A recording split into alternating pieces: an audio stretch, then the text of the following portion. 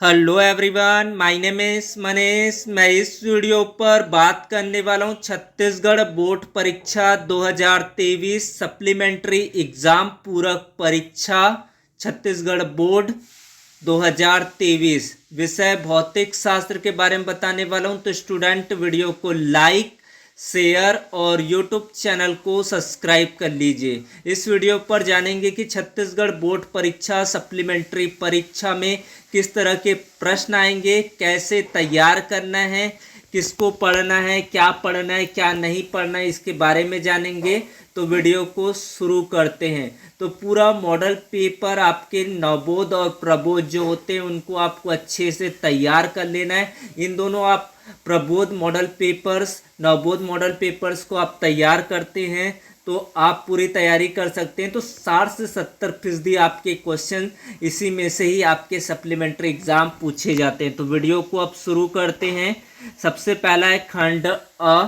किस तरह के आपके प्रश्न आए थे, क्या इनमें से क्वेश्चन आते हैं या नहीं आते हैं, आपको अंदाजा हो जाएगा। पहला प्रश्न, दो बिंदु आवेश Q1 और Q2 के मध्य लगने वाला बल की प्रकृति ज्ञात कीजिए। पहला आपका कंडीशन है Q1 Q2 greater than 0, Q1 Q2 less than 0। इन दोनों कंडीशन पर क्या इफेक्ट पड़ेगा इसको देखते हैं। तो Q1 Q2 ग्रेटर देन 0 बल की प्रकृति होगा प्रतिकर्षण होगा, लेस देन 0 पर बल की प्रकृति होगा आपका आकर्षण होगा। प्रेरकी प्रतिघात XL और धारिती प्रतिघात XC का मात्रक लिखकर दृष्टि धारा के लिए उसका मान लिखिए। ये आपको देख लेना है।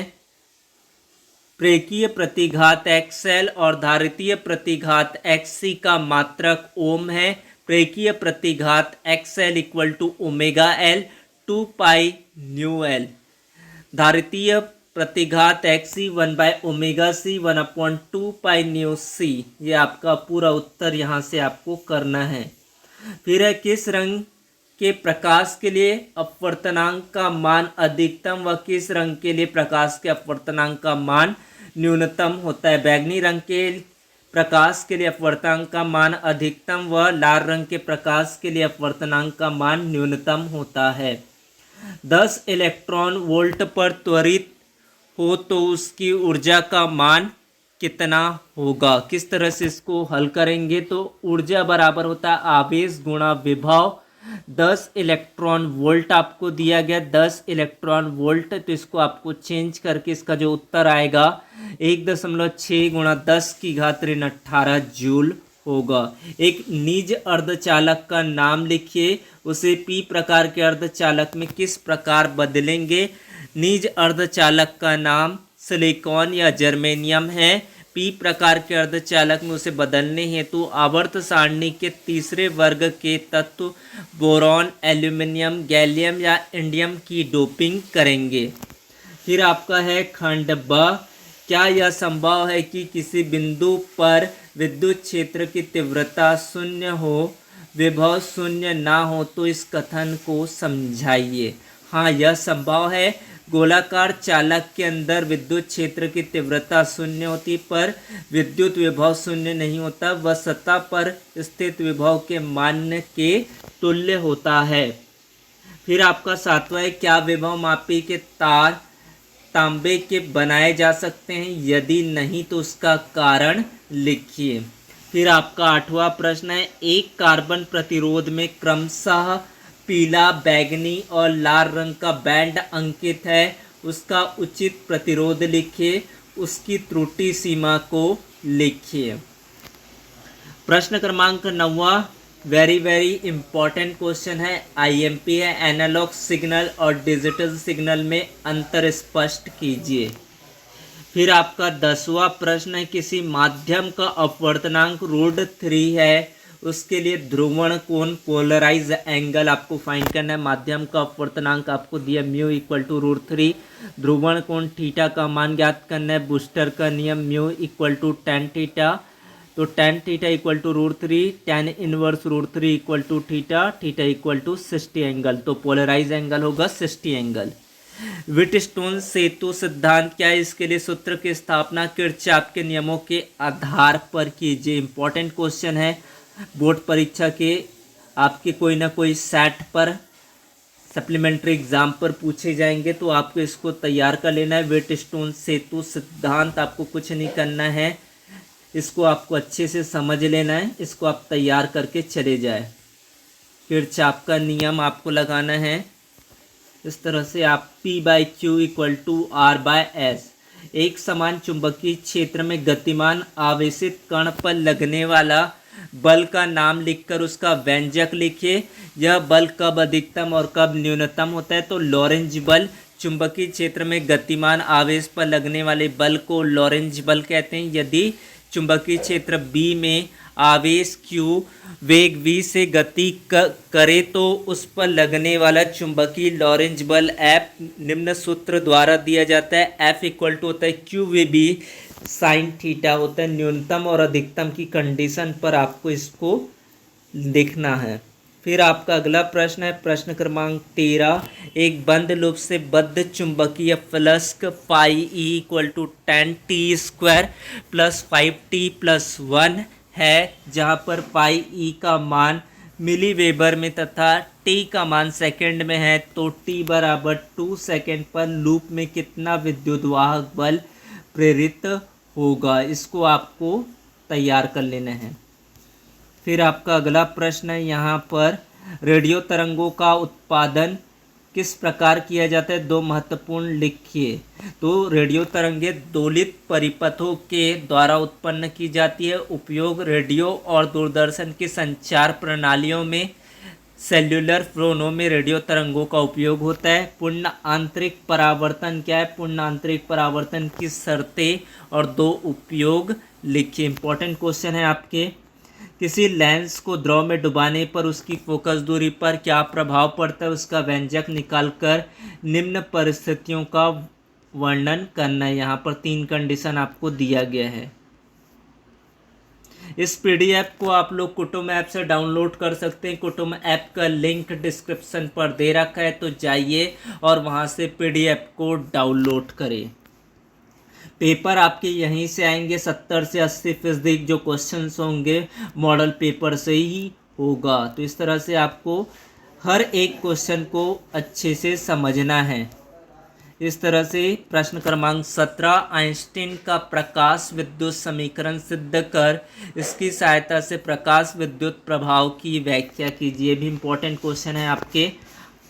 इन क्वेश्चन को जो इम्पोर्टेंट लग रहा है अलग से आप लोग एक नोट तैयार कर ले, ताकि आपको समझने में ज़्यादा दिक्कत नहीं होगा। तो इस तरह से आपको जितना आपको समझ में आता है उसके एक प्रॉपर नोट्स तैयार करते जाए। इस तरह से आपको लिखना है। आपको पॉइंट वाइज नंबर मिलते हैं, तो आपको समझ कर जो जो आपको लगते हैं ये स्टेप के बाद ये स्टेप आएगा, आप उनको लिखते चलिए।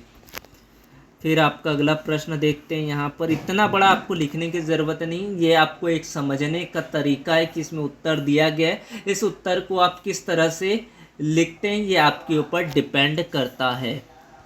फिर आपका अगला प्रश्न है सिद्ध कीजिए कि लाइमन, बामर और पास्चन श्रेणी की रेखाओं के सबसे छोटे तरंग लंबाइयों का अनुपात 1:4:9 होगा। तो यहाँ पर आपको अलग अलग श्रेणी के लिए बताया गया है। बस सूत्र याद कर ले तो ये आप रेशियो आसानी से ज्ञात कर सकते हैं। फिर आपका अगला प्रश्न है किसी रेडियो एक्टिव तत्व से अल्फा कण और बीटा कण के उत्सर्जन से उसकी द्रव्यमान संख्या तथा परमाणु क्रमांक पर क्या प्रभाव पड़ता है। उसके बाद है आपका अगला किसी रेडियो एक्टिव नाभिक से क्रमवार क्षय के श्रेणी आपको दिया गया है, तो इसको आपको हल करना है। समझ के आपको अच्छे से करना है। छोटा सा स्टेप है, आपको देख लेना है। लॉजिक गेट के ऊपर आपके क्वेश्चंस जरूर पूछे जाते हैं। निम्नलिखित लॉजिक गेट का नाम, बुलियन सूत्र और सत्यता सारणी आपको बनाना है। यहाँ पर आपको नैंड गेट दिया है, और भी गेट आपको दिया जा सकता है। नॉर गेट है, और गेट है, कोई भी सा गेट आपको बना के दिया जा सकता है, जिसको आपको सत्यता सारणी और बुलियन सूत्र लिखने आना चाहिए। CE विधा, कॉमन एमिटर विधा में NPN ट्रांजिस्टर प्रवर्धक की तरह विद्युत परिपथ खींचकर धारा लाभ, उल्टता लाभ और शक्ति लाभ का यहाँ पर आपको सूत्र लिखना है। तो इस तरह से आपको यहाँ पर पहले तो एनपीएन ट्रांजिस्टर का एक रेखा चित्र आपको बना लेना है। फिर धारा लाभ के लिए व्यंजक आपको निकालना है। थ्योरेटिकल ज़्यादा इसमें थ्योरी आपको लिखना है और सूत्र को लिख देना है। वोल्टता लाभ लिखना है, शक्ति लाभ आपको निकालना है। तो इस तरह से 3 स्टेप और इसके रेखा चित्र आपको बनाना है। टीवी एंटीना वाला बहुत इंपॉर्टेंट क्वेश्चन है। टीवी एंटीना की ऊंचाई h है, टीवी प्रसारण की दूरी d है। तो दोनों में संबंध स्थापित कीजिए। यह भी बताइए कि इस एंटीना से कितने क्षेत्रफल तक प्रसारण किया जा सकता है। तो यहाँ से आप देख सकते हैं, पहले आपको इसके बारे में लिखना पड़ेगा कि आप लोग मतलब चित्र में क्या दिया गया है और क्या इसमें व्यंजक ज्ञात करना है, आपको निकालना क्या है। और फिर आपके जो भी यहाँ पर प्रमेय लगता है उनको आपको सॉल्व कर लेना। तो यहाँ पर आपको मिलेगा d proportional to square root h। TV tower की ऊंचाई अधिक होने से प्रेषित सिग्नल अधिक दूरी तक संचरित होते हैं। फिर आपका है मूल्य परक से एक क्वेश्चन जरूर पूछा जाएगा। तो ये आप वंदना वाला क्वेश्चन को जरूर देख ले एक बार, सप्लीमेंट्री एग्जाम पर आ सकते हैं। ये दोनों ही क्वेश्चन इंपॉर्टेंट है। वंदना वाला आप क्वेश्चन को देख सकते हैं यहाँ पर। इस तरह से इसका उत्तर आपको नीचे दिया गया है।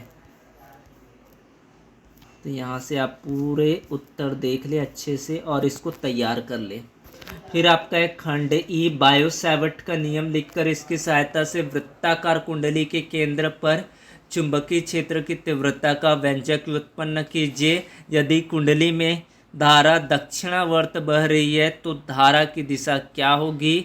यदि कुंडली में धारा की दिशा वामावर्त होगी तो धारा की दिशा क्या होगी। इसके बारे में आपको उत्तर करना है। तो पहले बायो सैवर्ट का नियम आपको करना है। तो बायो सैवर्ट के नियम आपको लगा देना है। इस पर लिखने पर आपको पॉइंट वाइज, अगर ये प्रश्न पूछे जाते हैं तो आपको पॉइंट वाइज स्टेपिंग को आगे बढ़ाते जाना है। इस तरह से आपको आगे मिल जाएगा। बायो सैवर्ट का नियम मिल गया और धारावाही वृत्ताकार लूप के केंद्र पर चुंबकीय क्षेत्र आपको निकालना है। तो यहाँ से आप इसका व्यंजक देख सकते हैं। इस तरह से आप पूरा यहाँ से व्यंजक पूरा समझते जाना है, किस तरह से आपको हल करना है। उसके बाद है साइक्लोट्रॉन, जो एग्ज़ाम में पूछे गए थे। हो सकता है कि सप्लीमेंट्री पर ये क्वेश्चन रिपीट हो जाए। नामांकित रेखाचित्र साइक्लोट्रॉन का संरचना सिद्धांत एवं कार्यविधि, आवृत्ति का व्यंजक, आवर्तकाल का व्यंजक, अधिकतम गतिज ऊर्जा का व्यंजक, सीमाएं और उपयोग। इसमें से कोई 3 स्टेप्स आपको पूछ सकते हैं, कोई भी सा आपको दिया जा सकता है। तो पहले आपको साइक्लोट्रॉन क्या होता है इसके बारे में आपको समझाना है। साइक्लोट्रॉन का नामांकित चित्र बनाएंगे, इस पर आपको नंबर मिलेगा। संरचना को आपको समझाना है, सिद्धांत और कार्यविधि को समझा दिए। इस तरह से आपको समझाते हुए आगे बढ़ते जाना है। पूरा आपको व्यंजक यहाँ पर ज्ञात करना है। इस तरह से इसका उत्तर यहाँ से आप देख सकते हैं। आवृत्ति आपका होगा omega equal to Q B by M. आवर्तकाल आपका निकल जाएगा T equal to 2 pi M by Q B. अधिकतम गतिज ऊर्जा निकालेंगे तो ई प्रोपोर्शनल आर स्क्वायर, और इसकी लिमिटेशन आपको समझाना है। फिर आपका दूरदर्शी क्या है, उसके प्रकार लिखिए। खगोलीय दूरदर्शी के बारे में आपको पूछ सकता है या फिर संयुक्त सूक्ष्मदर्शी के बारे में पूछ सकते हैं। तो संयुक्त सूक्ष्मदर्शी को आप तैयार कर ले, सप्लीमेंट्री के लिए ज़्यादा सूटेबल रहेगा। तो इस तरह से आप क्वेश्चन को यहाँ से देख सकते हैं, किस तरह से आपको व्यंजक निकालना है। आप चित्र बना लिए, उसके बाद आवर्धन क्षमता के लिए सूत्र की स्थापना करना है। स्पष्ट दृष्टि की न्यूनतम दूरी पर और जब प्रतिबिंब अनंत पर बने उस कंडीशन पर आपको निकालना है। इस तरह से आपको यहाँ से देख लेना है। फिर प्रकाश के व्यतिकरण से आप क्या समझते हैं, इसके बारे में आपको क्वेश्चन दिया जा सकता है। प्रकाश के व्यतिकरण है, फ्रिंज की चौड़ाई है, इनको आपको एक बार देख जरूर लेना है क्योंकि इन चैप्टर में से इस तरह के क्वेश्चंस आते हैं। तो यहाँ पर पहले आपको प्रकाश के व्यतिकरण की परिभाषा, फिर उदाहरण को बताया गया, फिर एक व्यंजक यहाँ पर ज्ञात किया गया है प्रकाश की व्यतिकरण के लिए। यहाँ पर व्यंजक आप देख सकते हैं पूरा। पहले तो परिणामी तीव्रता निकाले, संपोषी व्यतिकरण के लिए शर्त निकालना है आपको, फिर आपको विनाशी व्यतिकरण के लिए शर्त निकालना है। इस तरह से आपके क्वेश्चन का पूरा आंसर आपको इस तरह से निकालना है। फिर कूलाम का नियम लिखकर गाउस के प्रमेय का उपयोग कर सिद्ध कीजिए। कूलाम का पहले नियम क्या होता है इसको बताना है। इस तरह से आपको निकल जाएगा। व्युत्क्रम नियम का गणितीय रूप आपका है। फिर आपका है कूलाम नियम की व्युत्पत्ति करना इस नियम की सहायता से। पहले इसके बारे में आपको बताना है, चित्र में आपने क्या किया है उसके बारे में लिखना है। फिर आगे आपको बढ़ते जाना है। यहाँ से E = 1/4πε0 Q/r², ये आपका निकल जाएगा। इस तरह से यही आपका कूलाम का नियम होगा। गॉस के प्रमेय लिखिए तथा इसकी सहायता से r त्रिज्या वाले एक समान आवेशित गोली कोश के कारण इससे r दूरी पर स्थित किसी बिंदु P पर विद्युत क्षेत्र की तीव्रता का व्यंजक निम्न परिस्थितियों में ज्ञात करना है। जब P गोली कोश के भीतर उपस्थित हो, small r less than capital R, और यहाँ पर small r equal to capital R और small r greater than capital R। तो इस तरह से आपको अलग अलग, तो सबसे पहले आप गॉस का नियम लिख देंगे, तो इसके लिए आपका नंबर होगा 2 नंबर आपके इसमें से मिल जाएंगे। फिर आपको अलग अलग जो कंडीशंस आपको पूछे गए, जब गोली कवच पृष्ठ पर हो तो क्या होगा। पहली कंडीशन आपको देखना है यहाँ पर, जब गोली कवच अंदर हो तो क्या होगा इस कंडीशन पर। फिर आपको निकालना है जब गोली या कवच पृष्ठ पर हो, जब बिंदु गोली कवच से बाहर हो। तो ये बहुत ही इंपॉर्टेंट है, 5-6 बार इसको रिपीट कर चुके हैं एग्जामिनेशन पर, तो ये सप्लीमेंट्री एग्जाम पर आने की संभावना है। तो गॉस के नियम के अनुप्रयोग को आपको 100% तैयार कर लेना है। ये क्वेश्चंस आपके एग्ज़ाम पर आते हैं, तो इस तरह से आपके क्वेश्चंस हो सकते हैं। Thanks for watching, subscribe the channel. Thank you so much.